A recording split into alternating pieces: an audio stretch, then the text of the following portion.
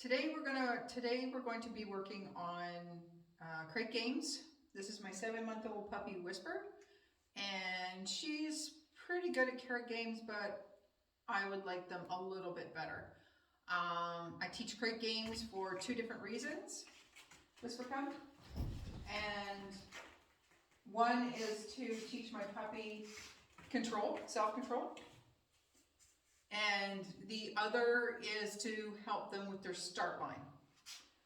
So if I send her into her crate with her word, she should go in, but she shouldn't go in unless I ask her to.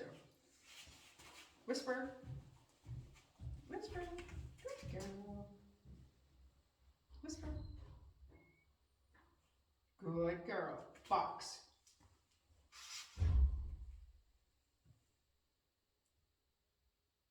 So I asked, and I have trained the word. Whisper, whisper.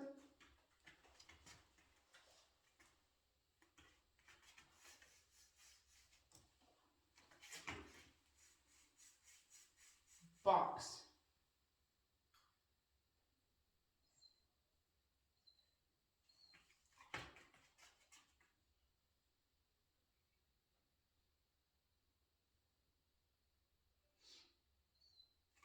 Yes, good girl. So, but when at the very beginning, just going into the box is great. You don't have to be too picky about the head popping out when she turns around, but because I'm working on a specific skill, which is go in your box, stay in your box. So anything that is outside the plane of the crate, of the door, is not acceptable. So I just push the door down. This is a lot easier to do with a plastic crate or a metal crate, but if you're using a metal crate, you need to duct tape the bottom so that they can't, if they're going in, they can't get their feet in the wire. Okay, so you just run duct tape on both sides so that if they go in really quick, they can't slide and get their feet between the wire, because then it gets their toes or their ankle or their foot jammed in that wire and you could really hurt them. And we're trying to create a great environment. So I opened the door, she didn't stick her head out, so I throw my treat in and I hope that it goes to the back because I want her to stay to the back of the crate. Because then it gives me sort of like an early warning system. If she gets up, I can push the door down or close the door before she can stick her head out. And this is the indication that do not break the plane of the door. At this point, I don't care if she's sitting or standing. All I care is that she knows to drive in and to come out on command and to keep her body parts inside the crate. So like I said, I work on this for start line and for control with It's Your Choice games, of which we play a lot of at the very beginning, so that we can teach the puppy that no matter what's going on out here, i.e. toys dropping, food dropping, dogs walking by, stuff like that, doesn't bother them. They don't come out of their crate because this is a great place to be, because we don't go wrong, we don't go no or anything like that. It's just if she makes a mistake, then we just put her back in, close the door, and start from that point when you reopen the door. If I reopen the door and she sticks her head out, then I zip the door back closed or just close the door. And that just tells her that, nope, that's not what I wanted. So it's the environment correcting her, not you. So if you want a good relationship with your puppy, let the environment correct her, of which each class will teach how the environment corrects them, not you. So the environment will correct her, i.e. crate door coming down. Good girl. Not me verbally telling her she's wrong. Go. Good. So I'm going to get my treat down really low because Whisper likes to jump up on me And I'm trying to stop that behavior unless I ask for a specific behavior, which is paws up for her. Box. Good girl. So I'm going to treat her for that. Go. Good girl. Good girl. Box. Good girl. So her head's poking out. I'm just going to remind her to keep your head inside. Good girl. Good girl. Nicely done. Good girl. Good job. Go. Good. And sit.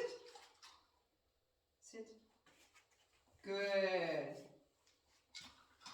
So I'm going to throw a treat away so I can whisper. Come.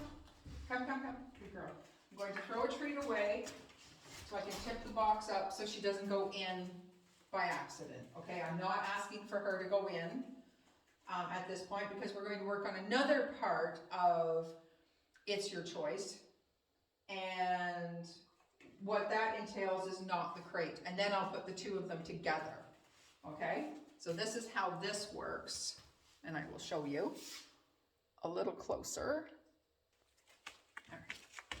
So this is It's Your Choice. Okay, so I have a handful of food.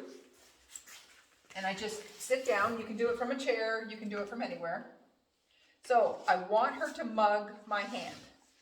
See how she's trying really hard to figure out how to get her face in there to get the treat. So this is, you actually want this behavior because, and tuck your thumb in because they will try and eat it. Good. Okay, so I say nothing. And when she backs off, I open my hand.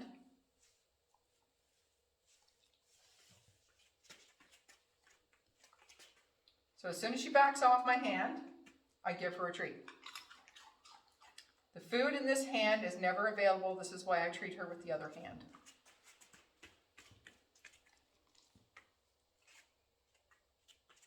Good girl. So if she makes any move at all towards the hand that's got the food in it, I immediately close it. Again, this is the same thing with the door. If you make a move, I'm going to close the door, and that tells her that's not what I want. So you notice I'm not telling her she's wrong. I'm not doing any negative reward markers, none of that. I'm just letting her figure it out. So any movement at all towards my hand causes the hand to close. It won't take her long to figure out that if I move towards that hand, I'm never going to get anything. Same with the crate door. When you close it on them, you let them know that you're never going to get to come out without the word.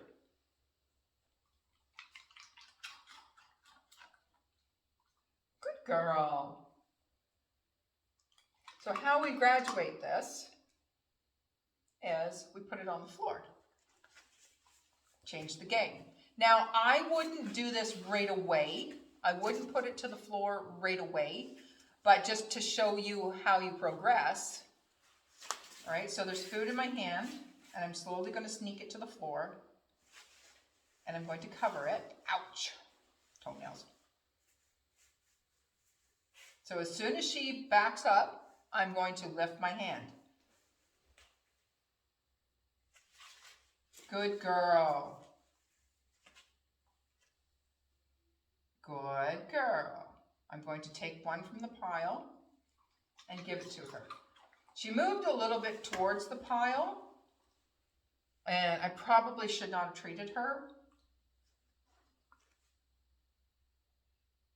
Good girl. Good girl. So I'm going to reach for it. If she makes a move to get it, I'm going to just cover it. And I cover it. I waited a little too long for her. That wasn't fair. Good girl. Treat with the other hand. Good girl. Okay, So now this is how we get the two of them together.